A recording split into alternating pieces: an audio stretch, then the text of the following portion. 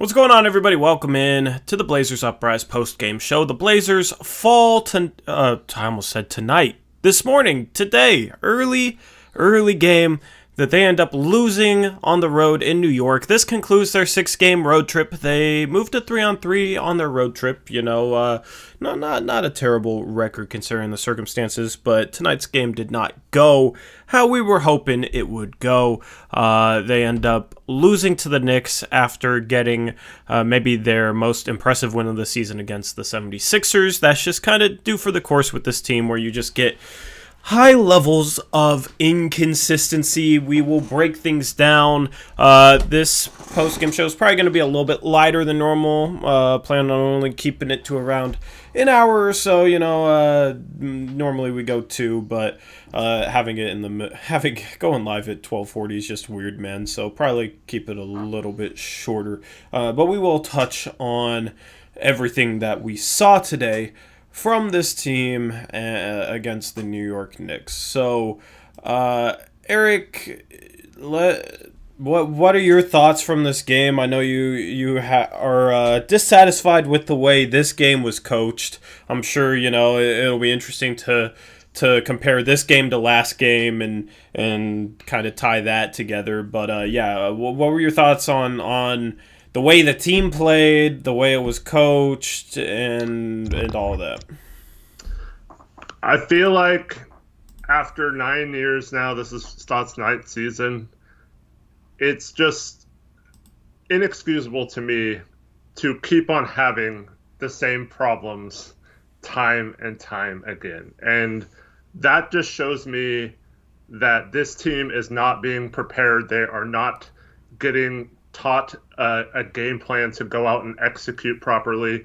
They're not taught how to then execute that game plan. When you see a coach like Tom Thibodeau with a roster that does not have better personnel than us, with a roster that has a bunch of young players, they have a few veterans, but not any good veterans. And then you have a coach who is brand new. So more so than Stotts, he didn't have time to implement any of his schemes or teach players or coach them up for a long extended training camp. So you put all those together, and then you just watch a brief 2-minute span at the end of the first half where we try to trap Emmanuel quickly. They know exactly where to go with the ball. They know exactly where to be, all the other 4 players. They attack it 4-on-3, get a wide open shot every time, hit 2 threes. Meanwhile, on the other end, we get double teamed. Not only do we not know what to do, we actually had a play where Dame got double teamed. The double team stayed with him after he passed it, and we passed the ball right back to Dame while being double teamed. And then all the other players just stood around and waited for Dame to take a shot. This is coaching. This is the team not knowing what the heck to do if Dame does not go off. And this is why you saw the Stotts have to coach last game. And he did all this stuff last game when Dame wasn't there. He can't rely on that. So they have nothing to do other than to play basketball and do things. Why can't we do that with Dame in the lineup, especially when he's hurt? And there's no excuse for why. The other thing is, too, we know Dame's going to get double-teamed every game. Do you think Tom Thibodeau was like, oh, you know what? Blazers are for sure going to double-team Emmanuel quickly with their second unit. I better have this team prepared. No, he's like, he prepares his team for any situation that happens during the game. And we can't even prepare our team for a situation that we know is going to happen every game. And this guy outcoached Stotts by knowing or planning for stuff that he wasn't even sure was going to happen, and they executed it perfectly. And yes, we missed shots and whatever. We missed free throws we normally don't make. We still should have won this freaking game because the Knicks have no business beating us. But this is the problem. We don't have any clue what to do. We don't the players look lost. We should not look like the lost team at any time when we're playing a team with lesser talent than us. Yeah, so you had a problem with the way we responded to Dame getting trapped. I agree with the points. You have to be ready for that situation, especially with how often we see it.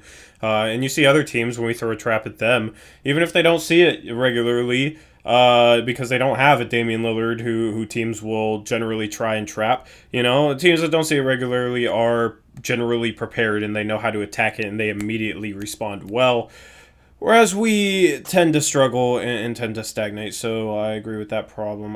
What other problems? Because I know there's multiple problems. You said problems in the intro. So I want to know what the other problems you had with the coaching were. Let's just touch on all of it. So, well, for one, I mean, it seems like when we trap, we're just like, oh, we're going to trap and they're going to fall apart. And the other guys don't, rotate properly or do anything, and so it's on to the two guys who are trapping to either recover somehow miraculously and get back on their guy, which is tough when you're playing a guy like Mitchell Robinson or Julius Randle who are good at those slips on those picks.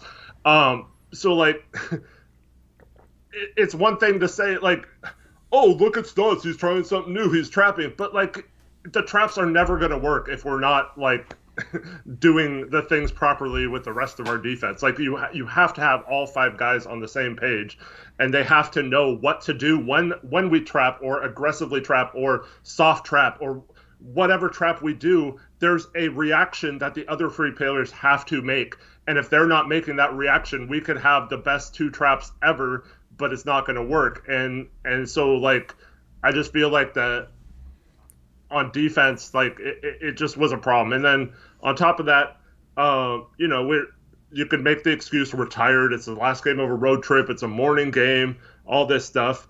But why not give the younger guys like CJ Ellaby didn't play in this game. I'm not saying that's why we lost or whatever, but at least give him a shot if you're struggling with effort and energy and things like that. He was showing out on defense last game. Maybe he could give you a spark or something like that. And then the fact that we played Dame 38 minutes in this game when he couldn't even run down the court, I just thought, I mean, that might not all be on Stotts. That might be the training staff clearing him. But, can you imagine if we put Dame back in this game and he was moving the way he did and he got seriously hurt, how bad that would have looked? So they're lucky he didn't get hurt worse than he already is. But yeah. I don't see how you can put Dame back in this game and do that. I don't know. It's just, I think at some point when you have this many injuries like we have, you have to take a step back and say, hey, look, we need to protect the players in this situation and not risk further injury. Yeah, I mean, I don't know. I'd like aficionado. Oh, good old ESPN ad. There it is. I'd like to think that they wouldn't have played him 38 minutes and played him that much if his hip issue was, at risk for further injury, right? And they were massaging it out, so it almost seemed like it was just hip tightness, maybe, or something like that, or maybe he got he landed in a weird way, and it seemed like his hip tightened up on him and was tightening up throughout the game. That's just my guess. It could be something else, So just the fact that he was massaging it seems like that's what it was. So I don't know if that is, at risk for further injury, but playing him 38 minutes on him is kind of tough when the guy can't move. Well, it's not just the hip injury. It's that, I mean, he missed last game with a different injury too. So it's I don't understand. I don't know. I wouldn't risk the franchise in a game like this that we end up losing anyway. Maybe a little bit of that's hindsight either way, because if he doesn't get hurt, you can say, what does it matter? But if we win this game, you could say, thank God we played him 38 minutes or whatever. But I just don't like knowing how our injury situation has been over the last couple of years. Just even risking it in that situation. Yeah, that makes sense to me.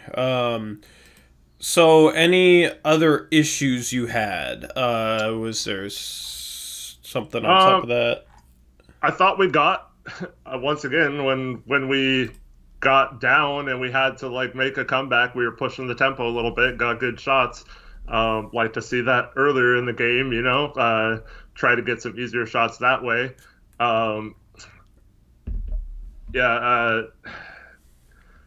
just some of the game planning, like going over picks against RJ Barrett instead of under and stuff like that, which led the defender to be behind him so we could get to those mid range and shoot. I just thought overall our game plan was trash tonight. Yeah, I mean, I don't know. I do look at it. They scored 110 points. You know what I mean? It's I don't know. Like They that's averaged a 99 though.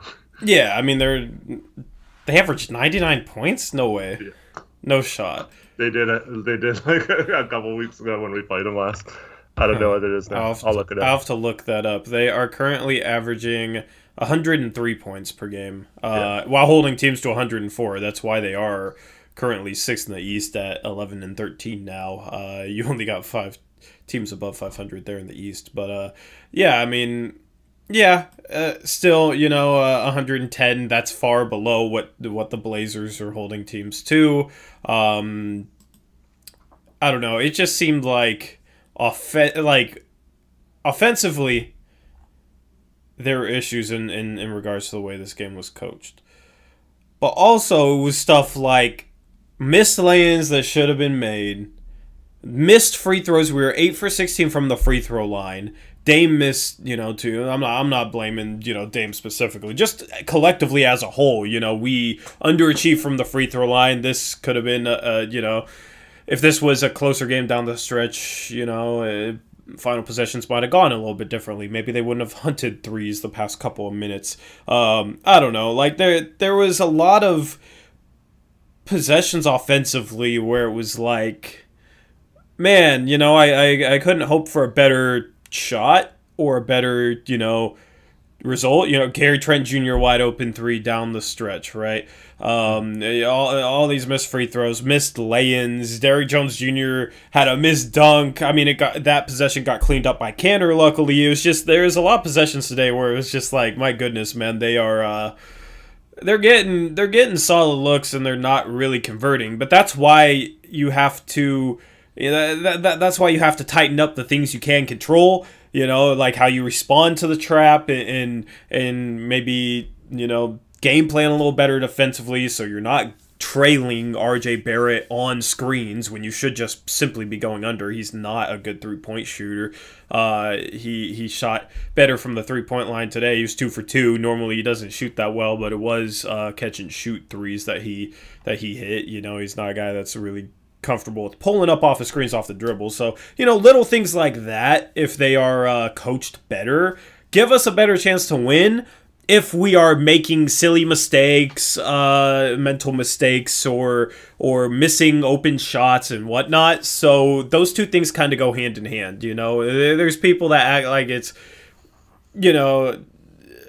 oh, they just missed shots. I felt like they on average would have shot a little bit better than they shot tonight. I felt like they got some decent looks, but that's why you have, that doesn't excuse the possessions where, Dame's getting trapped and they're responding horribly to it, or, they're not running sets and Dame is limited. He's slowed because he's hurting, but it's still a stagnant possession where he has to go, one-on-one or try and explode out of the pick and roll to create things. He did a good job of it today, finished with 29 points and 9 assists, 4 steals as well. That's kind of crazy considering he was limited all game. But still, it's there's multiple problems in this game. Some should be pinned on Stotts 1,000%, and there's people out there that won't pin him on Stotts.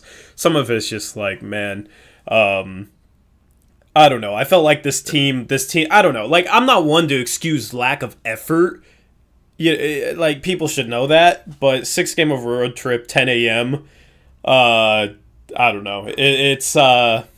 I feel like this looked like a team playing at 10 a.m. based off their time, basically, on the 6th game over road trip tonight. So. Yeah. Two things I want to say. One is a lot of the plays you talked about, the good shots, we were down 15 with like 3.5 minutes left. And like I said, we pushed the tempo and got some good shots. A lot of that. There were shots before that. There were shots kind of throughout the game. I'm just saying like a lot, like we missed like 7 threes in a row or something like that at the end. A lot of those were good threes. Like you could say, yeah, those normally go in, but like there was a possession where we got like 2 or 3 good threes. and wide open. Gary Trent had a wide open one. Rocco missed a wide open one. And like even if one of those guys hits them, we're still down like 4 at that point with like a minute left. It's not like we didn't do the things like all game and then we just missed shots at the end and lost. So like I felt like we lost the game earlier on than that. But then also like the rotation bothered me too. Like so like Ant has 9 points in a row and then he gets taken out and you think like, oh, maybe he reached his minutes restriction or something, and that's why he's still on a limited or whatever with the hamstring. But then he comes back in at the end, so like it's like, so that's not an excuse, and I better not hear that as the excuse after the game. So that bothered me. But the other thing is, yes, it's true. It's six game over road trip. It's their longest road trip of the year, I believe. I feel like if you would have told me 3-3 at the beginning, yes, that's great. Like I'm not excusing all that early game, all that stuff, but like if you didn't factor in that this is continually happening, like, 1,000%. we win a game, we have so much momentum, everyone's playing great, everyone's feeling good. And then the next game, we just show up. Well, we're playing the Knicks. We're going to win. We don't even have to have a game plan. Like, let's just go there and show up, and we're going to win this game. That's how I feel like this team's reacting to winning a game. Instead of like, okay, we won that game. We played really well. We have to do the things that won us that game. In this one, we have to come and get this game. The difference between having a 4-2 road trip and going home, sitting in like the 4th seed versus now I think they're back near the 9th seed or something like that. Like we have to come in focused. We cannot let that be an excuse. And I feel like this team has complacency whenever they win a game, and then they just fail to bring the same intensity the following game. Yeah, I mean the difference between like 4th and 12th is pretty irrelevant right now just because of how jam-packed it is. I don't know. I don't think this was a team like looking at this game like, oh yeah, we're going to go in there and win. It just looked, I think it was just a team that was going in, you know, as I said, 6-game road trip, 10 a.m. game, you know, just wasn't fully focused offense, you know, on certain things this game. I don't know if it was like them being too cocky necessarily. I do get that feeling at other times. It just, I don't know, man. Like these are the same issues, you know. It's just, I don't know. For whatever reason today, I honestly, personally, don't feel like harping on them. That's why I'm letting you go off, and I agree with everything you're saying. It's just like, I don't know. Maybe it's because it was an early game for me, and I'm just bleh, you know, like early games suck. But I don't know. I mean, like the most worked up I got in this game wasn't at Stotts. It was at that stretch from Carmelo Anthony, right? And like that didn't like single-handedly lose us the game or anything, right? But he has this stretch in the 4th where he comes down with a rebound and could just grab it, but instead he grabs it and tries to throw his shoulder for whatever reason into Taj Gibson, right? You know, some refs probably don't call that, it's a play on or whatnot, but it definitely wasn't a defensive foul. Melo just goes and grabs his board and throws his shoulder into Taj Gibson. Gets called for the foul. You can't complain about that. Like, you saw him grab the rebound, looking at Taj Gibson, knew he was there and threw his shoulder into him, right? And then he freaks out, gets a technical, right? They knock down the technical. Then they hit a 3, so that's a 4-point possession. Instead of us having the ball down 5, we basically give the ball right back to them, and they have a 4-point possession to go up 9. At that point, I felt like, yeah, we're not going to win this game. Very next possession, there's a loose ball with I don't know how much time was left on the shot clock, maybe 3-4 seconds left, and the ball's on the floor, and I don't know, it was kind of a soft call, maybe a little bit of a flop, but he basically just walks through Emmanuel quickly. That stretch is just like, dude, what are you doing? Like, that stretch was kind of the epitome of just like, I don't know if it's, you know, I don't know. That's just like was such a bad stretch mentally from Carmelo. I don't know. That's the most worked up I've gotten at this game. I mean, I was tweeting about it. I hadn't tweeted once about this game until then, but overall, it was just a stretch that I feel like epitomized this game for me, where it's just like this team is just mentally not there, whether it's a lack of preparation, a lack of knowing what to do in certain situations, problems that exist all throughout the season, or if, maybe some of it you could chalk up to kind of, them being on the 6th game of road trip playing at 10 a.m. I don't know. You could probably chalk it up to both those things, but I don't know. That stretch was just like the backbreaker for us, in my opinion. Kind of killed our momentum. We were within 5, and should have had the ball, and after that stretch, I'm like, yeah, we're probably losing this game.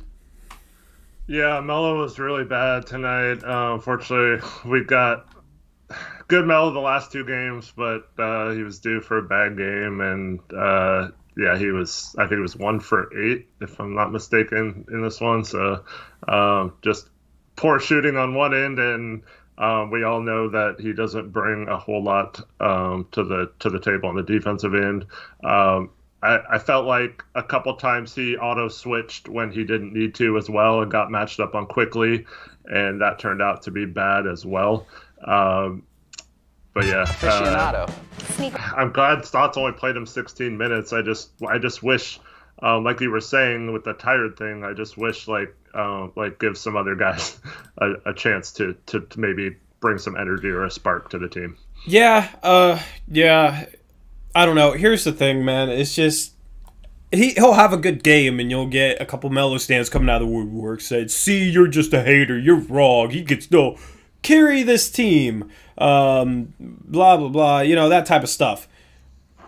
Melo can have a good game. Melo can have a game where he helps the team win, where he has 22 points, 5 assists like he did against the Sixers, right? I'm not saying that's impossible, bro. It's not like when that game happens, it proves me wrong because I said it was impossible or anything like that. He is capable of having good games, right? The problem is they are far too rare, and he's far too inconsistent for him to be a positive player in my eyes in the rotation for the duration of the season, right? On one given night, he could be a positive, but on average, he's not a positive. That's why you just look at his statistical production. He is a scorer that's not efficient, and that's pretty much all he is, So and I will probably die on that hill. Like that's what I've seen from him this year. If he had good games more frequently, I wouldn't be anywhere near as hard as him. He wouldn't be shooting under 38% from the field and under 35% from 3 right now. So that's just kind of where I stand on that. These games are becoming far too frequent where he's 1 for 8 or 2 for 11 or whatnot, and on nights like tonight, he's not really helping the team because he's not hitting shots. When he's not hitting shots, he's not really helping the team. But then he compounds it with that stretch where he just makes a couple boneheaded plays as well as getting a technical, and that just makes it even worse. Yeah, I just wish because like if he shot a little better, but it was like every game he basically shot the same, it would probably be fine. He wouldn't notice it. It's just so weird how it's either lights out or not nothing. It's either like really really bad, he just doesn't have it that night, or really really good, and I just wish there was some sort of consistency where we weren't like, okay, this is bad Melo tonight, this is good Melo tonight, or whatever. And I'm sure if Melo was here, he would say the same thing, that he needs to be more consistent too. So that's not like I'm saying anything that he doesn't know already. But like, I do wish that we would maybe try something else on the nights when it's like this. Yeah. Which we did. I can't like, at least we didn't play in 30 minutes or anything like that. It's I don't know. Like you mentioned that those plays, they were really costly, but at least he wasn't playing the other 32 minutes to like say like that's the sole reason we lost or anything like that. Yeah, never said he's the sole reason we lost.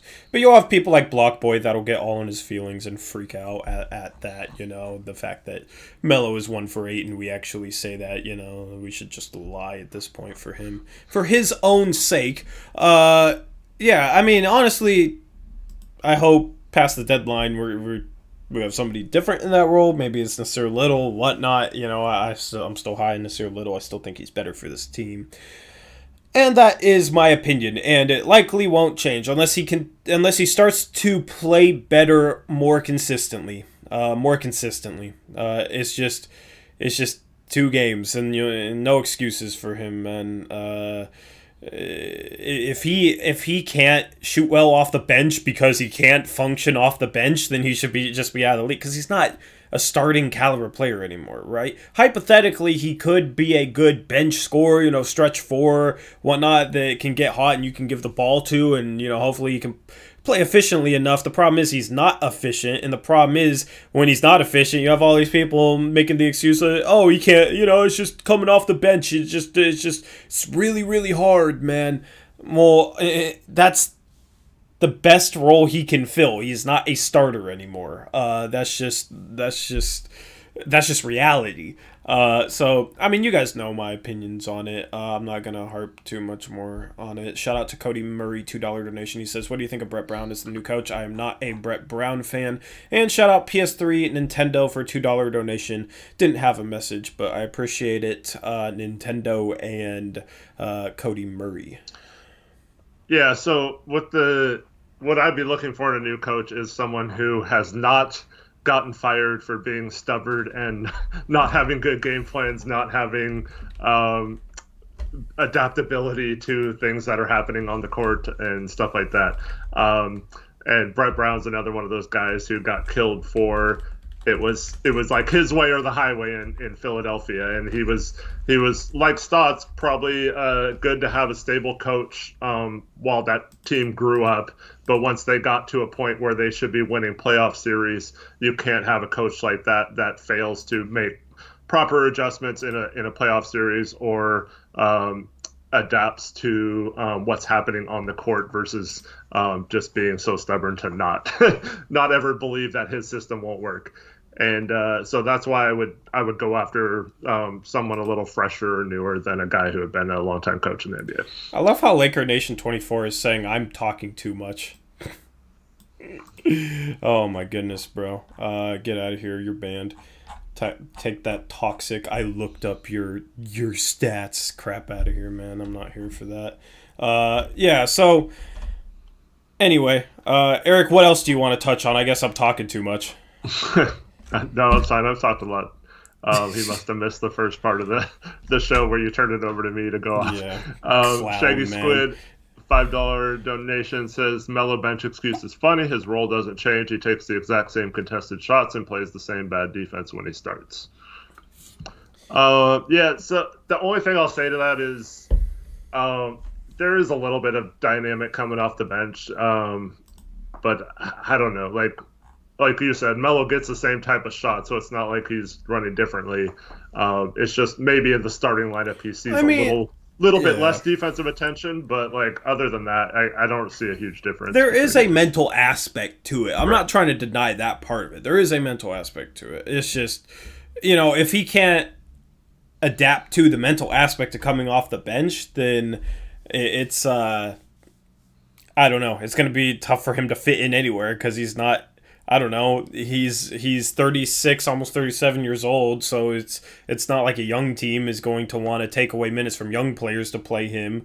And for a contending team or a playoffs team, he's not, going to be a starter at this point, right? The only way he can be a starter is if he's playing for a real top-heavy team that has nobody good at the 4 position, right? A team that has Mario Hezonja, And Anthony Tolliver at the 4 position. A team like we were last year, and we were barely an 8th seed. So that's just kind of how it is at this point. I wish he played better, more consistently. I honestly do. I honestly wish he didn't have games like this. I wish he shot 40% from 3 and 50% from the field and 90% from the free throw line. I wish he was efficient. I wish he'd defend, man. And he has good games, and I enjoy when he has good games. Some people act like I don't, but I honestly do. And here's the thing, like, once again, I feel like if we had the attitude and the mindset from the coaching staff, and if that was instilled in our players to play like we did in Philadelphia, like, we need everyone to share the ball, we need to make the right pass, we need to all do this together. But then the next game, it seemed like we went back to more like post-ups, one-on-one. Like, even Cantor a few times in the post could have kicked out to a wide-open shooter and didn't. Like there was just plenty of it. It just seems like when Dame's playing, this is the problem. We don't play like, oh, let's share the ball and get everyone involved and do all this stuff and get going. It's more like, oh, I finally got the ball. I need to go one-on-one and shoot. And like we saw Melo last game make several good passes and the right play. He was looking to pass sometimes when he caught the ball versus looking to post someone up or score. And that's just a mentality that's instilled by the coaching, in my opinion. If we played that way more often, I think everyone on this team would be more efficient, and they would not have these lulls where they look like they are playing for themselves versus playing as a team. Yeah, yep. Shout Mike B, $5 donation. He says, I understand the Melo hate, but in the 76ers game, we got him going with catch and shoot threes. Today, we let him ISO as soon as he stepped on the court. I mean, sure, but he hasn't been shooting well in catch and shoot threes in the past 10 games or so either, and even on the season, he's only shooting 34.9%. That's a little bit below average. Average is like 35 to 36%. So it's not like he is, I don't know, like he has more efficient nights if he gets going that way. I've made that point. I 100% agree with that. But his catch and shoot game is starting to decline compared to where it was, earlier in the season. And here's the thing. I honestly think he just had a hot stretch to start this season. He is a career 35% three-point shooter. So I was saying to expect it to regress to the mean. I was warning you guys. When he was shooting 44% from 3, I was saying I don't expect it to stay at that level. And I was being called a hater, and there was Melo fans in here said, man, well, he's adapted his game. Now he's, a 40% three-point shooter. And I'm like, nah, there's nothing that shows that to me. He's a career 35% three-point shooter playing in the league 18 years. Like, he's probably a 35% three-point shooter and probably going to regress below 40%. Problem is, he's below 35% now. So, cool story. It's cool to have a Hall of Famer. He's definitely a first ballot Hall of Famer. It's cool to have a guy like that on our team. Just when it comes to what he provides on the court, he's not consistent enough right now. That Philadelphia game was great, maybe his best game of the season, but it's like he'll have a game like that and he'll follow it up with this dud, which, I don't know, you could probably put up there for maybe his worst game of the season. Yeah, I mean, he's had some bad ones. But yeah, it's he definitely did not bring it tonight. You'd like to see him show out a little better against his old team and playing in Madison Square Garden and all that. But I feel like sometimes, too, he takes it upon himself to, like, try and do that kind of stuff and score too much in games like this. But, yeah. Yeah, I mean, and I noticed that I think the first game against the Knicks, it seemed like he was trying a little bit too hard to show out instead of playing his game. And against his former teams, it seems like he kind of struggles. Against Houston, he struggled earlier this year, if I recall correctly. So. I don't know. That might just be a mental thing, and I get it. You want to come into the Garden and play well, your old stomping grounds, and have a good game and show out against the Knicks if you're Melo. 100% agree with it. or not agree with it, 100% understand it. He just has to filter all that out, though, and play his game to the best of his ability and not try and do too much. Yep, I agree. CJ of the Hidden Leaf Ellaby, a.k.a. Westbrick, a.k.a. my mod, hating. Man, I can't ban you. You have to moderate people. So, yeah, I don't know. I mean, we're just, so I saw somebody say in chat, why are we talking about Melo or something, and just because the donations, we're talking about him, so we respond to every donation, and we if you donate, we kind of let that guide the conversation, so to say. Well, Johnny is a Melo stan, so yeah. He doesn't want us talking about Melo this game. Last game he wanted us talking about. yeah. I mean, it makes sense, if you're a Melo stan, of course you don't want us talking about this one. This one was bad, but it wasn't just the shooting. It was just that stretch in the fourth that I feel like really compounded the bad game for him. But I don't know. Other than that, you had Dame had a good game. Gary Trent Jr. had a solid game. He was a little inefficient. 3 for 11 from the 3-point line. He was 5 for 9 inside the arc, so kind of flip his efficiency going into this game. He was shooting higher from 3, a higher percentage from 3 than he was from 2. Tonight, he shoots a lot better from 2 than he does from 3. Needed him to knock down a couple more shots to keep us in this game. That's the thing is... We don't give ourselves much room for error, so that in situations where like Dame has a good shooting night, but nobody else has a good shooting night, even if you have a guy like Anthony Simons that's 3 for 6, if Gary Trent Jr. is 3 for 11 and Melo is 1 for 8 from the field, it's really hard for us to win because we don't do the other little things to give us a bigger margin of cushion. That's why we'll never simply just use the missed shots argument to excuse everything. Yeah, and it felt like a little bit of what I was saying in the Philadelphia game. Like, Philadelphia is relying on Embiid a lot in the first half of the game, and then the second half he gets somewhat neutralized, and they have to have some other people step up, but we don't know what to do sometimes. Some people take bad shots. The offense isn't moving. I felt like in the first half they were moving pretty well off ball. They were at least like trying to do some of the things, and then they kind of went away from that in the second half until they got down 15 and then had to like play faster. But yeah, I think that's why some of these guys struggle in games like this where Dame plays well, because like I said, we're so reliant on him to do things that it doesn't get everyone involved in every play. Yep. So what else do you want to talk about? Do you want to talk about another individual? I'll let you... Some people are mentioning Hood in the comments. Yeah, he had a tough game. Let me see his shooting numbers. 3 for 10, 1 for 6 from 3. Yeah, he was pretty bad shooting tonight. Cantor was solid like usual. Another double-double. Covington started off 2 for 3, then was 1 for his last 6.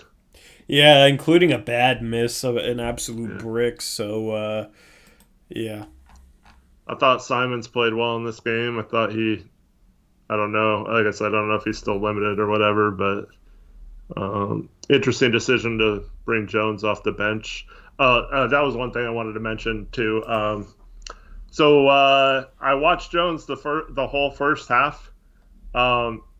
He basically just stood at the 3-point line every single play, and I was really disappointed to see that as well. Yep. His first game back. I mean, I don't know. We should have. Where's the movement sets we had against Philadelphia? Would have been nice to incorporate some of those for Derrick Jones Jr., especially since he was coming off the bench, playing some minutes without Dame. Without Dame in the game, with Derrick Jones Jr. in the game, we should be definitely running some movement sets. So Casey Holdall told Dame that he looked tired. And Dame replied with, well, did you see how hard they were trapping me? Yep, so... It's a Tom Thibodeau team right there. Even the guy getting trapped doesn't understand what to do when he gets trapped. That's coaching. I mean, I don't know. I don't know. Like, what is he supposed to do? You know what I mean? Like, he brings the ball up the court, they spring a trap, and he doesn't really have a good option. Like, Dame is the last person I'm blaming, honestly. No, I'm saying that Dame's not being taught how to, like, it's not on Dame. He's not. They're just saying, like, oh, you're getting trapped. Like, what are you supposed to do? That seems to be what how the coaching approaches is as well.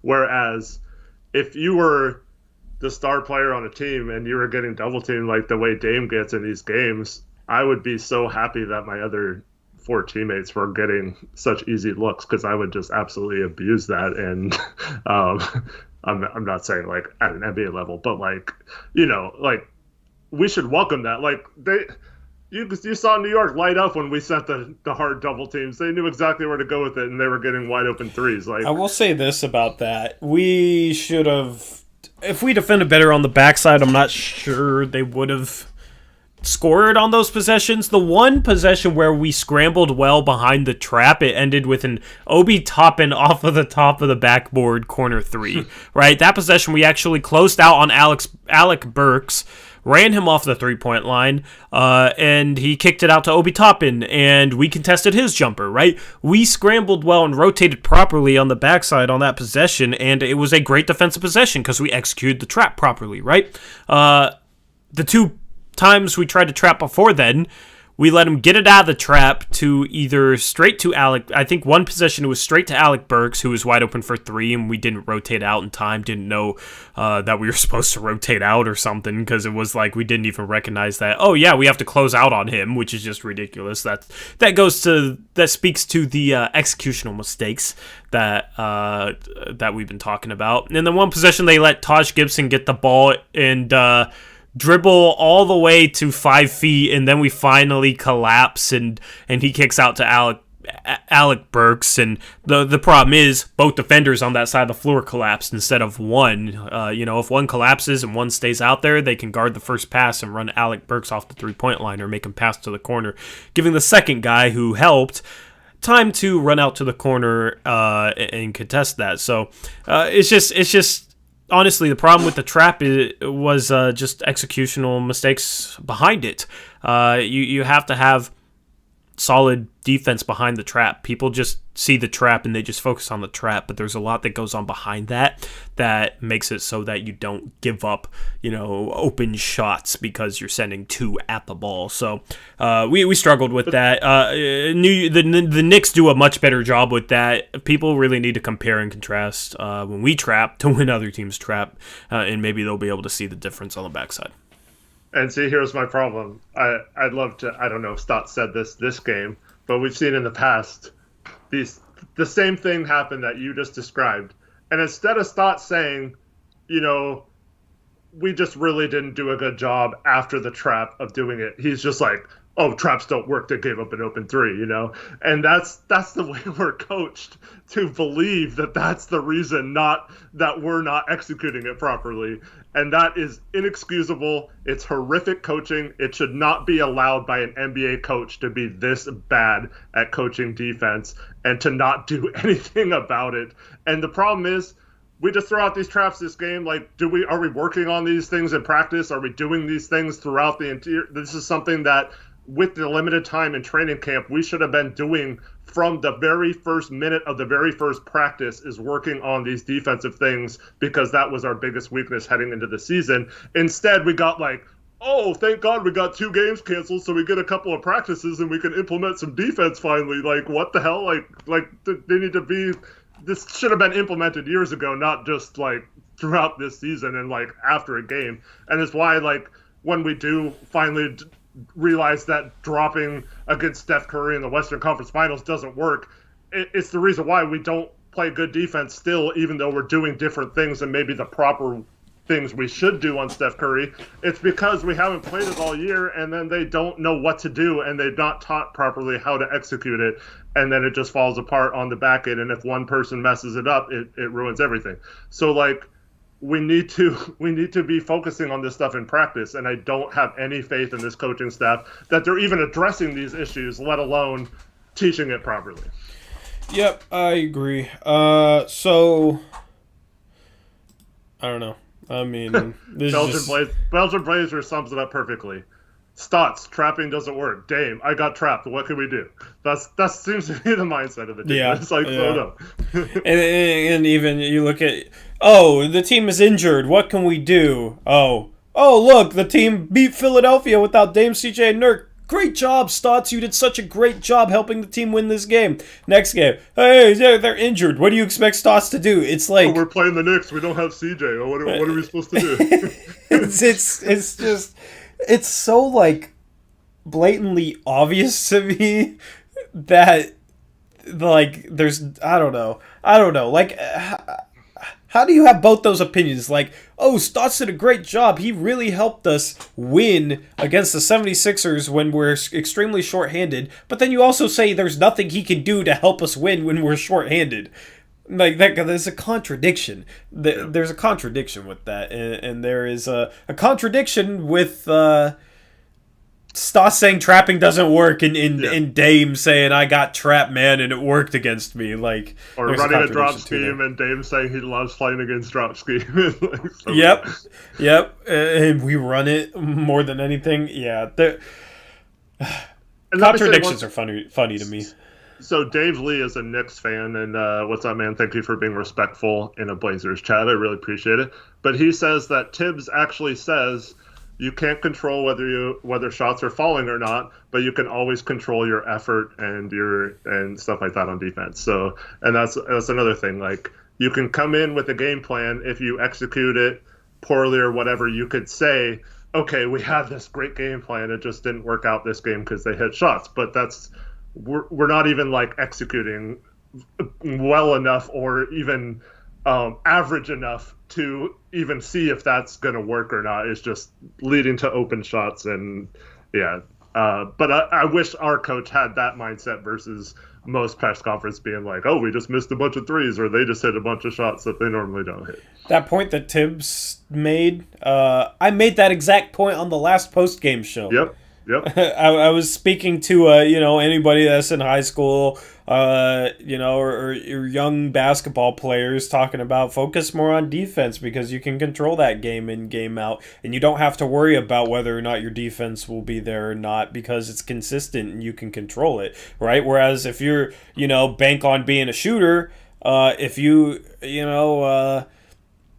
have a game where you're 0 for 3, right, it's going to get in your head, and you're going to mentally, maybe try and try a little bit harder and try and focus harder to make shots, and it's kind of a mental thing. It is so dependent on how you are mentally going into each game, and there will be games where you'll be fine mentally but still miss shots, and it's a lot harder to if you're fighting for a role, it's a lot harder to have a consistent role on a team, on a good team that has some depth if you're banking on being a shooter. Because you come in, miss your first shot, you might get yanked, you know what I mean? But if you bank on being a defender, first off, there's far less people that try and be good defenders, right? Most young players, they'd rather be a shooter than a defender. And then two, it's consistent. So your coach is going to put you in there, and you miss a couple threes, they're probably going to be fine with that because you're making up for it on the defensive end, and that's what they're putting you in the game for. All right, I made that exact point on the last post-game show. So yeah. Mm-hmm. Absolutely, 100% agree with that. Yeah, anybody that says what like Mason just says, just permanently ban them. That goes for mods too. Anybody being toxic like that, just perma ban them. I'm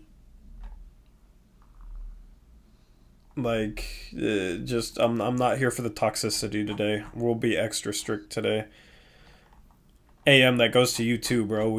I'm tired of you. I'm tired of warning you to not go at it with people. I don't know. I wasn't really paying attention to that.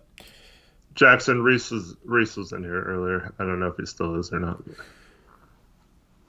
Toxicity isn't even allowed towards Portlandia, man. I'm just not in the mood. I didn't see you say anything bad necessarily. I'm just somebody who was like calling you out for some reason. I don't know.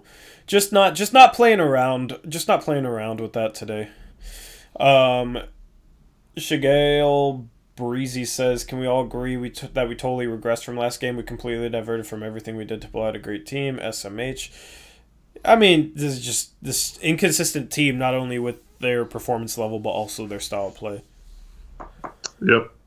Just completely inconsistent. And it's just frustrating because we talked about last game having this stretch now where you could string together some wins or maybe go 6-2, 5-3 or something. They still can, but like they're making it much more difficult. But they could put themselves in such a good position for when we start getting the guys back that can really do some damage.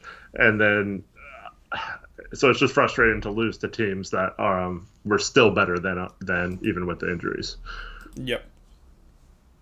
So I don't know. I don't even know what I want to talk about with this game anymore, man. I just don't really have the energy for this one. I don't like early games. I don't like streams this early in the day. I love 7 p.m. games where we go live at 9:30. I love going live at 9:30. Win or loss, that's the time when I just enjoy streaming at night, you know.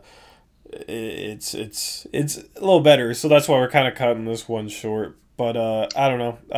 We can watch the Stotts interview. Yeah, I was planning on that. So if it's up, if somebody could check for me. Someone said earlier that they didn't put any streams up. Well, if you guys dislike the Stotts interviews too much, they might stop posting them, and then we won't be able to watch them anymore. So yeah, I don't know. Westbrook, you hate 9 p.m. streams? I mean, you don't have to like be there for them if you don't want to. Like we're not, you know, we don't make our mods, you know, watch streams specifically. If they're never in here, we'll probably remove their mod status and whatnot if they never show up and never pay it, you know, never even talk to us. But you guys don't have to be in here every stream or anything. But except for picks against the spread, if you're not going to be there, then get your picks in. Yeah, you don't even have to be there for that. You just gotta get your picks in, you know, so you're not, I don't know, don't have 10 games less. So yeah. Do we have okay? So we have Stotts' interview. Bro, I didn't even gel my hair where I had it. I keep like messing with it. Try not to get those bangs in my damn face. I don't like it. Alright. Terry Stotts. I just need to click on the Trailblazers channel videos. I don't see a Stotts interview on YouTube.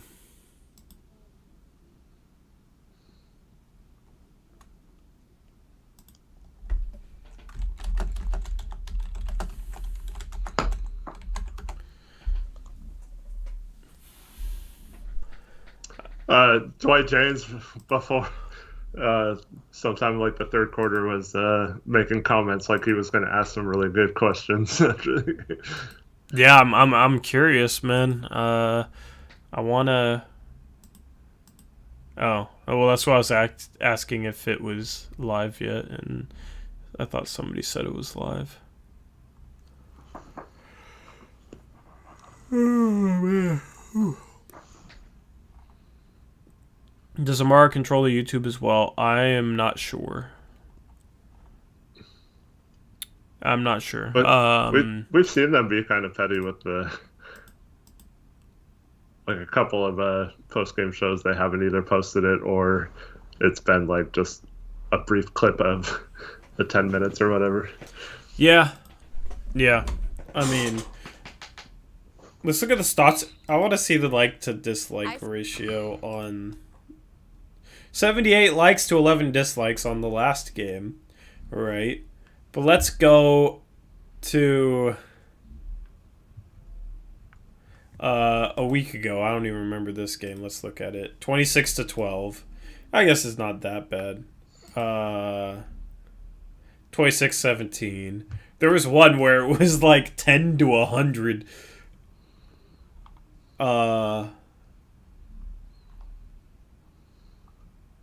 Yeah. I don't know. There was one where it was like 100 dislikes to 10 likes, so I guess it's not that bad.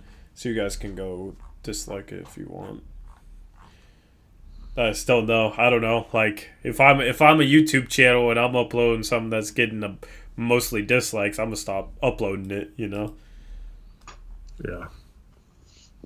I don't know, but that's just me. Here goes one person making 100 burner accounts to leave 100 dislikes on this video. Trying to get me to stop uploading. Which honestly wouldn't even do anything. I don't think dislikes really make a difference.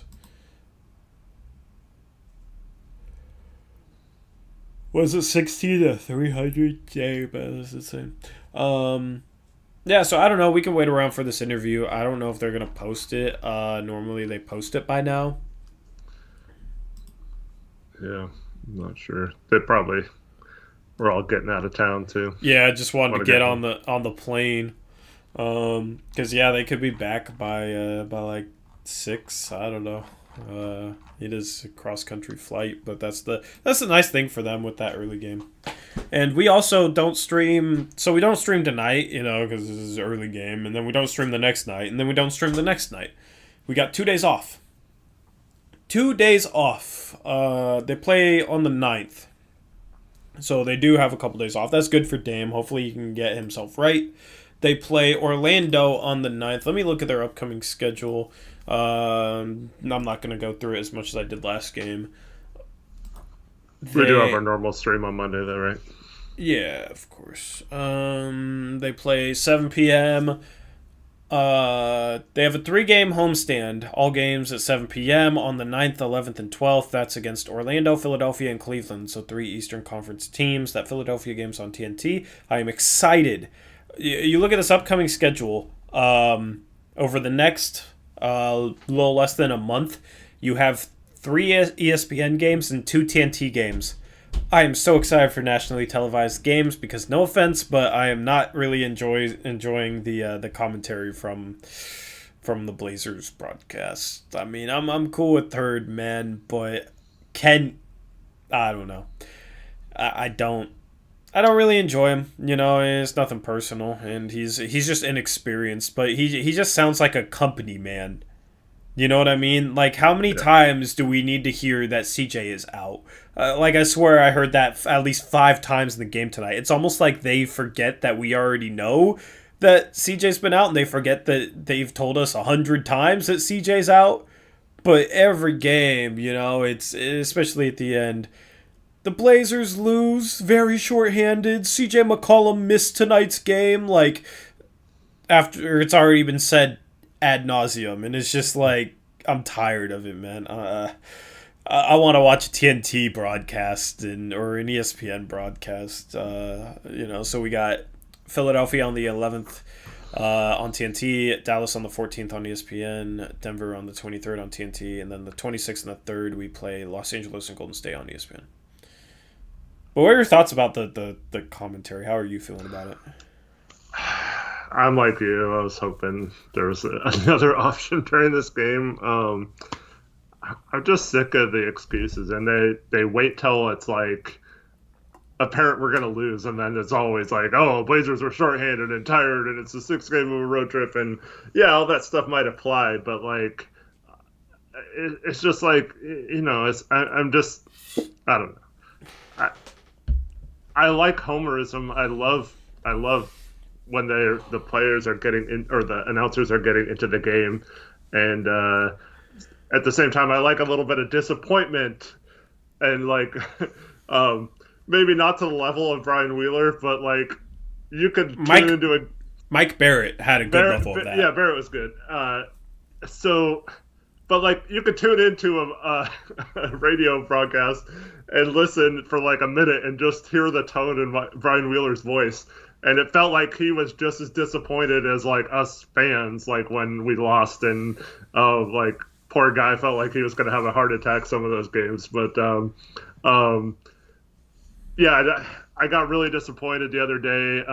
I saw a tweet from Mike Rice saying that he still was never given an explanation or reason why they were let go, and that it was just a big surprise.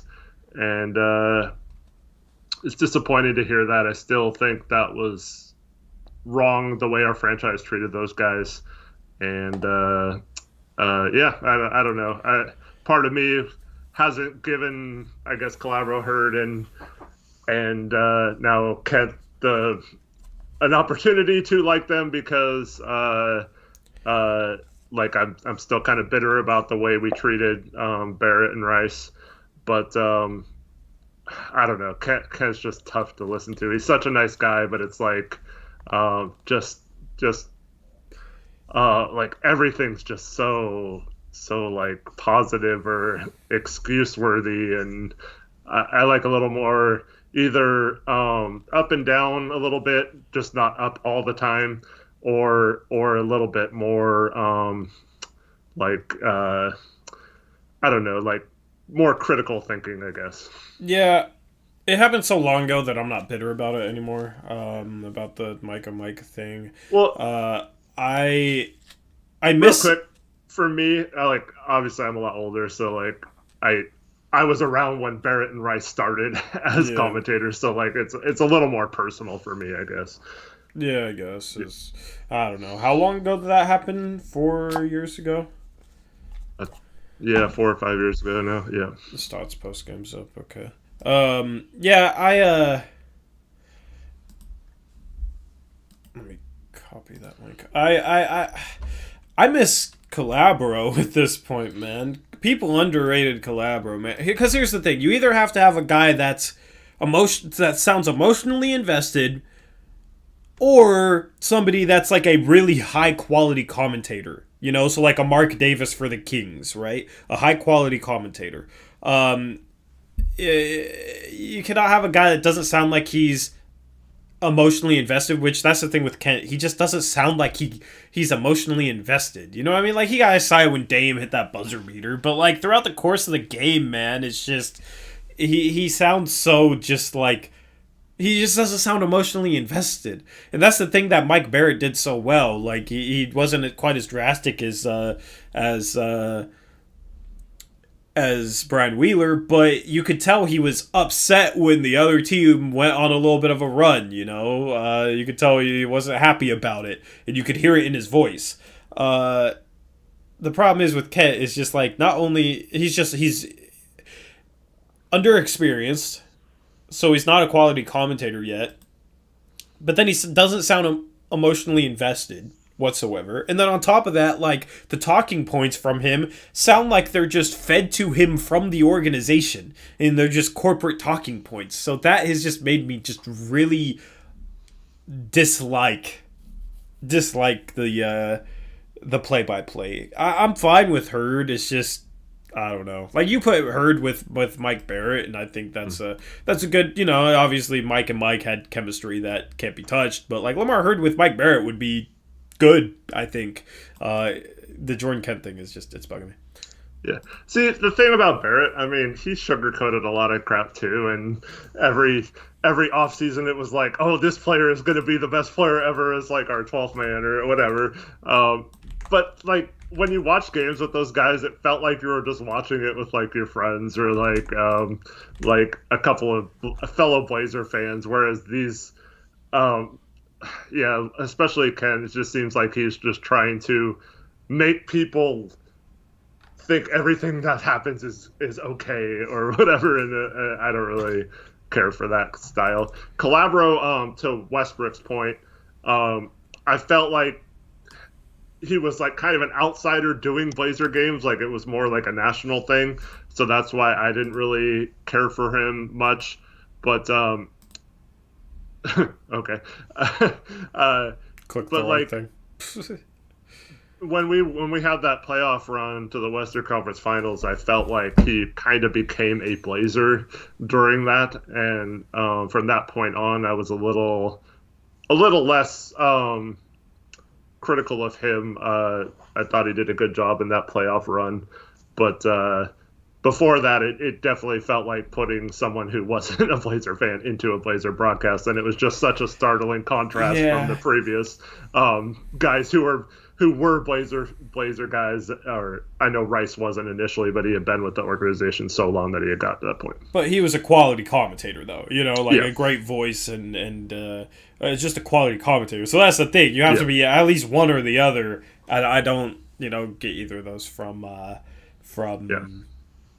Jordan Kent. Honestly, Travis Demers would be better on that for the TV side, I feel like, in my opinion. But I don't know. Let's watch Terry Stotts' interview, and we'll probably end the stream off with this.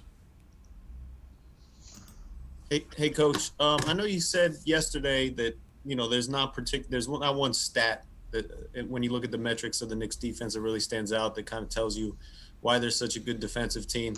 I mean, now having seen them, is it what you thought looking at the stats that it's just team defense? I mean, what can you attribute to them holding you to 99 points today? Like I said, I think they play good defense. It wasn't meant as a slight. It was just like there's not one particular thing. If you look at the analytics, which everybody does, that there wasn't one thing that really stood out other than the fact that teams do not shoot the ball well, which is ultimately the best metric to have. What I see is a team that plays hard. They play physical. They're active. They're aggressive. They go after loose balls. They're just, they're a hard-nosed defensive team. Thanks. Next question goes to Dwight James, NBC Sports Northwest. Terry, obviously, final game of a 6-game trip, afternoon game 2. Looked like your players towards the end got a little tired, but I'm wondering why Ellaby didn't get any minutes at all after all the energy he showed Thursday against Philly. Well, not to take anything away from what he did, but Dame came back. That's 38 minutes. Derek Jones came back and he played 20. So there's only 240 minutes to play. So I went with our main guys. I love the way that CJ played against Philly, but we have our stars, we have our rotation guys, and that's the way it rolled. How do you feel about that answer? LB's tough because, I mean, if you would have asked that question before last game, everyone would have laughed you off the interview process, right? But once again, it's not necessarily like deserving. I do feel like Dame played too many minutes, but I don't know. When you're struggling and you're tired, like Dwight's saying, like why not give the guy who provided that energy last game at least just a couple minutes to see if he can spark you real quick? Maybe they go on like a 4-0 run or something here. He gets a steal and a lay-in at the other end like he got last game, and maybe that turns the momentum of the game. But unfortunately, it's hard to know what would have happened. He could have came in the game before. He had like 2 turnovers in 30 seconds and got benched and didn't play again. So it's hard to necessarily blame Stotts for not playing CJ. I just wish at some point, like you can notice as a coach that we need a spark, and maybe he could have provided it, maybe he wouldn't. I don't know. It's hard to tell. Yep. Shout out Dro, $5 dono. He says, looks like we were right again. Stotts failed to make adjustments. He sucks. He has a top 5 roster and can't even coach them. It's embarrassing. To be fair, right now this is definitely not a top 5 roster. And even when they're healthy, I probably, I don't know if I'd say they are a top 5 roster. But overall, I think he's underachieving. Appreciate the dono from Dro. The Dro dono.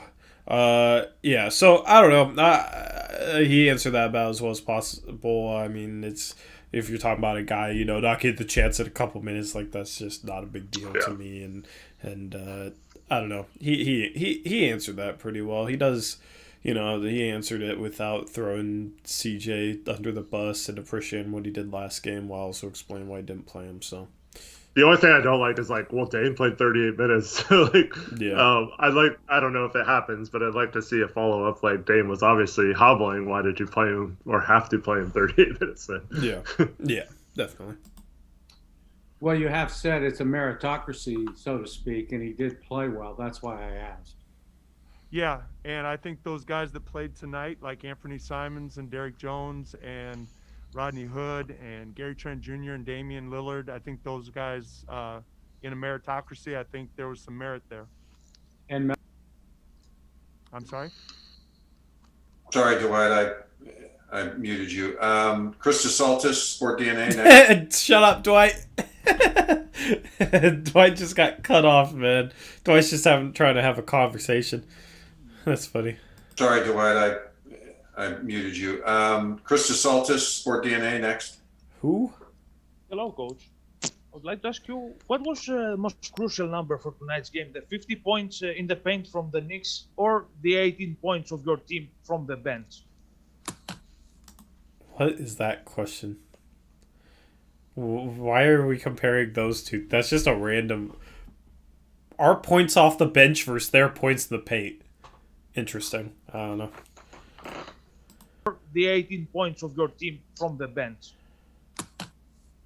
That's a good question, but honestly, the stat that really stands out to me was, we had 4 turnovers in a span of about 3 minutes in the fourth quarter.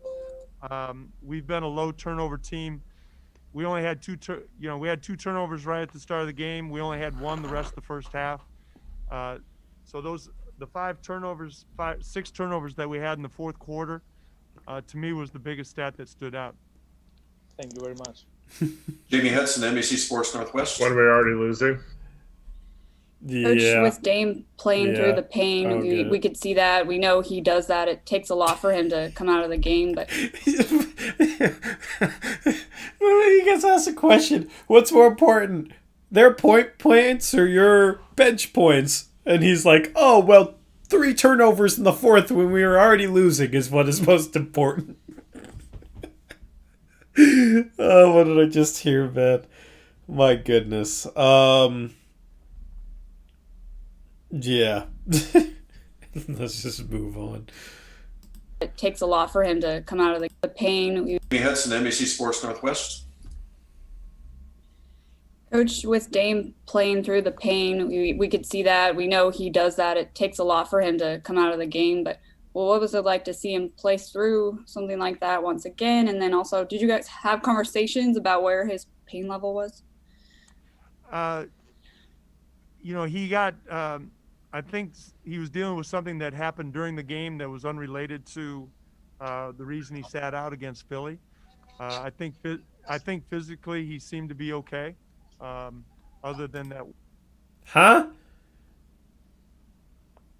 What? I mean, maybe I should have just let him finish that answer, but bro, he literally just said physically Dame seemed okay. I don't know what game he was watching, but it couldn't be the same one I was watching. Like, I don't know, the same Dame we've seen for years. Yeah, that wasn't... He was dealing with something that happened during the game that was unrelated to the reason he sat out against Philly. I think physically he seemed to be okay. Other than that one, the one play that I think he got kneed. This is a shocking comment. I just want to pause this. So Dave Lee, who's a Knicks fan, right? New York sports media is known to be pretty hard on, like, with their questions and whatnot. He says, your reporters are way more direct and confrontational by a lot.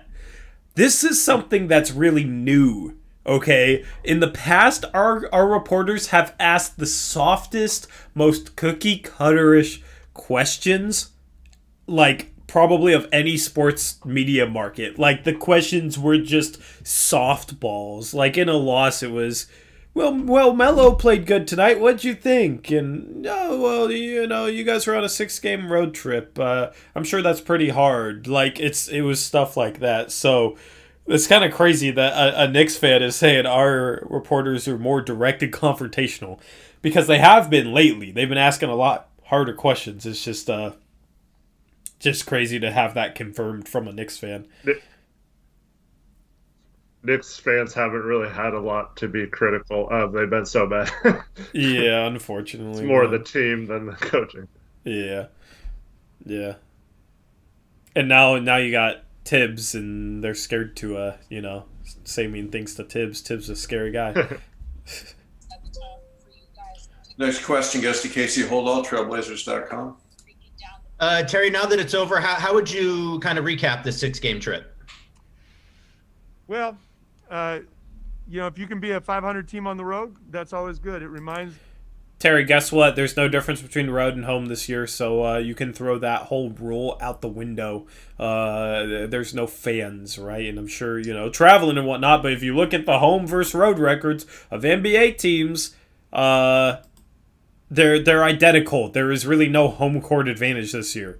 So that adage of 500 on the road, as if it's like last season before the pandemic hit, just how would it doesn't you apply. kind of recap this 6-game trip? It doesn't apply. We're actually 5-5 at home, so is that also the yeah? goal So to be we're 500? terrible. We're terrible at home, because I would assume if the goal is to be 500 on the road, it's to be really good at home, and we're only 5-5. See, that's the same crap he said after our first 4-game road trip of the season when we played both LA teams, and then the back-to-back with Golden State. He said the same thing, like the goal is to be 500 on the road. Like, it's just, I just hate that mindset. Like, yes, if you're in a normal year, if you're 500 on the road and above average at home, that leads to close to 50 wins. But I just want more of a killer instinct than that, and that's why this team doesn't have a killer instinct. Is because we think it's okay. Oh, it's all right. We went 3-3. That's great. We went 500. That's what you need to do. It's not like you know what, we went 3-3 on paper. It's fine, but you know what, we should have been 4-2, and I'm kind of mad that we let this one slip away tonight. Chief and I watched the entire game.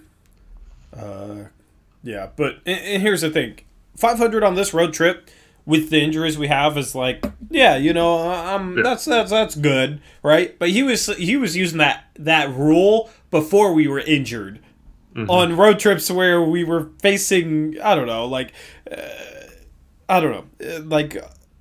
feel like we could be at full health on a road trip against bad teams, and it'll just be, oh, well, if we just go 500, we're good. Like, no. No, I mean, what happened to, this is the year we're going to contend, and now it's just our goal is 500 on the road when there's no home court advantage? Yeah, I don't like it. Yeah, supposed to get off to a hot start, too. Yeah. Well, Yikes. If you can be a 500 team on the road, early in the season, we had a 4-game road trip. We beat the Lakers, beat Golden State. We're up 2-1 on the road trip, and then you lose the last one in a game that you think you can get. And it kind of puts a little damper on what could have been. So same thing here. We come into this one 3-2. We think we have a good chance of winning this game. So on the whole, like I said, 500 on the road is usually a good road trip, but not a great road trip. Thanks, Terry. Next question, Aaron Petros, the Oregonian. All right. One of the things from the Philadelphia game was that the team played with a lot of energy and seemed to be very attentive on defense. Did you feel like there was a little bit of drop-off in that energy today? Not really. Honestly, I thought it was more, offensively, we just couldn't really get in a rhythm. We missed some free throws, like I said, about the turnovers in the fourth quarter. I thought it was a good game by both teams. It was back and forth until they made those 2 threes at the end of the first half. It was just a back and forth game. I kind of liked the way the game was going on the road. You just kind of hang around, and I thought we did that. Thanks. Any other questions for Coach? The Casey Holdall question got cut out. Somebody said Casey Holdall asked like an 8-minute question for a 3-second answer. I was looking forward to that. Spirit Mountain Casino ad. We are not sponsored by Spirit Mountain Casino. Let me get that off the screen. There we go. So, anyway, that's Stotts' interview. We're going to take your final comments and whatnot, and Eric can make any final points he wants to make, and then we're going to log off here. Yeah, I'm glad. I mean, we obviously talked about it before we finished the answer, but I'm glad Terry did address that it does put a damper on the end of a road trip when you don't get the job done. But yeah. Yep. Are we going to talk about individual performance like Giles and Ant? I mean, Ant had a nice stretch. He's becoming more dynamic of a scorer, hitting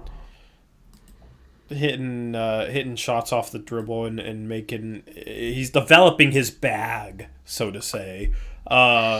He had a solid performance and got hot there. Kind of kept us in the game for a stretch. Giles, I don't know. He didn't really do much. So had a couple turnovers. Yeah. Yeah, but he sailed a pass out of bounds, and I'm glad we don't have Portlandia in here saying, "See that turnover? That really hurt us. We should never pass." Yeah, I definitely didn't need that in this stream today. But, yeah, I mean, Giles only played 10 minutes, didn't even shoot a shot from the field, was 1 for 2 from the free throw line, had 5 rebounds and an assist. Like, there's not really much to speak on from that regard. Yeah, honestly, a lot of forgettable performances, individual performances in this one. So we talked about Trent Hood a little bit. We talked about Dame. We talked about Ennis a little bit. Aficionado. There's your ESPN ad. I blame the person that asked that question. Maybe pull back up the box score just to have that ad blare in your guys' ear for the third time this stream. We're racking up the numbers with ads right now. And because people are talking about it, Portlandia said he wouldn't be on the stream today before the game, so yeah, I know you guys are bummed out about that, but yeah, he probably. It would have been interesting to see how he excused this one away. Yeah, twisting himself into a pretzel to excuse this one, man. Because he guaranteed we were gonna win, but yeah, that didn't quite go as he guaranteed. So, Tori, this is very random, but is it possible to stream on both Twitch and YouTube? Yeah, it is. I've like, I don't know. I've thought a little bit about multicasting. It would just be like a second chat we'd have to keep up with, and that, I don't know. I wouldn't really want that, but it could help our expand our reach, so to say. Yeah, there's a pretty easy way to just take the stream that I'm giving YouTube and also give it to a Twitch stream. So I don't know. Maybe in the future that might be a thing. Yeah, I've heard it's like a better, like what you said, it's a better platform to build a fan base and whatnot. So I don't know. I've thought about it. I'll probably try it at some point and see how it goes. But yeah, we'll wait and see on that. Anyway, shout out PS3 Nintendo $2 donation. He said no rings in the Dame era. I mean, I hope he gets one. You know, we gotta keep trying. Maybe get a new coach. That's kind of the thing. At least in my opinion. Yeah, I agree. Sam Stone says Twitch is for gaming, not for this kind of stuff. The number one section on Twitch is usually just chatting, so I would disagree with that. Definitive, he's not a clown. He's always in here and always generally supportive. So I wouldn't say that, man. He's one of us. Probably just frustrated with the outcome of this game tonight.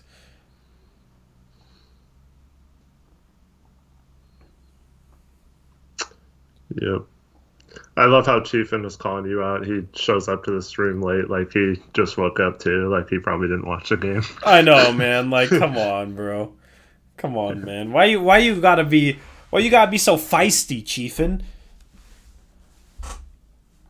Like, my goodness, my guy. Like, I didn't sleep, a ton. I'm honestly doing fine on energy. I'm just, like, this game was just, like, bleh to me, So, I don't know. This game was just bleh. Definitive, I don't think that was damn disrespect. I just think that's kind of the situation we're in where Terry Stotts is our coach right now. People are just frustrated. Yeah, so, yeah. I get how you took it, though. Don't blame me for taking it that way. But he is one of us. He is one of the good guys. Yeah, now he's trying to say, I was saying they played lazy because it was a 10 a.m. game. No, you said, bro, you probably didn't even watch the game. Don't hate on me, man.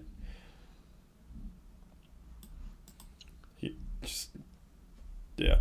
He says he was joking. Oh my goodness, I'm so sorry. I didn't realize you were joking, bro. Didn't realize that was a joke at all, man. I thought it was 100% Yeah, serious, I'm so sorry, Chiefin. I don't even have the energy to joke around right now or even engage in this dialogue. So, yeah, we're probably going to wrap this up. We will have a day off tomorrow, and then on Monday we'll have Blazers Uprise Live. We don't have a game that day, but we will do picks against the spread. If you haven't subscribed to Blazers Uprise Live, make sure you go and do so. Also, we have a third channel now called Blazers Uprise Highlights, where we will post highlight reactions.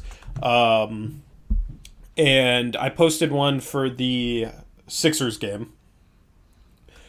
We'll likely do one for this game that will only be for channel members. At least 4 full highlight reaction videos a month will be for channel members only, right? Any level of membership. So if you want to become a channel member, you can hit the join button below this video to do so. If you see the people with like the green names in chat with the icon next to their name, that is because they are a channel member. So yeah, if you want access to all the content, we'll post some content over there for everyone, and we'll post some for just channel members, just as a thank you for them. So we'll make some exclusive channel member only content. If you want access to all of it, become a channel member if you want to. The link to Blazers Uprise Highlights is in the description below. If you're quick, you could be our 100th subscriber. Oh, we just passed it. There we go. Yeah, so anyway, other than that, you can follow us on Twitter at TorJonesYT for me, at HoopsJock for Eric, at Blazers Uprise YT for the channel. Eric's almost at 900 followers. Let's get him to 1,000. Just don't get him past me. All right, that would destroy my ego. I gotta remain, at least 100 followers above Eric. But let's get him to 1,000, right? I'm getting blocked by too many people to get 1,000. Are you getting blocked by a lot of people? Yeah. I don't know. Just, yeah. I mean, Chad Doing blocked us, man. I don't know why. The guy's always giving people crap for being offended if he insults them, and then he blocks us for saying he shouldn't say Nasir Little is trash. Very, very, very weird. So anyway, yeah, that's going to wrap up the stream. Thank you guys for tuning in. Hope you guys have a good rest of your day. Still a lot of the day left. I despise early games, man. Basketball was not designed to be played at 10 a.m. in the morning. I believe that when I was playing, it would have to play at 10 a.m. in the morning and for AAU and stuff. I believe that now when I have to watch a Blazer game at 10 a.m. in the morning. Wish the Blazers could have gotten a win, but they come home and hopefully they can have some good fortune at home with their upcoming 3-game homestand. We will have you covered on that as always. So anyway, that wraps up this video. We will see you guys later. As always, peace out. Go Blazers.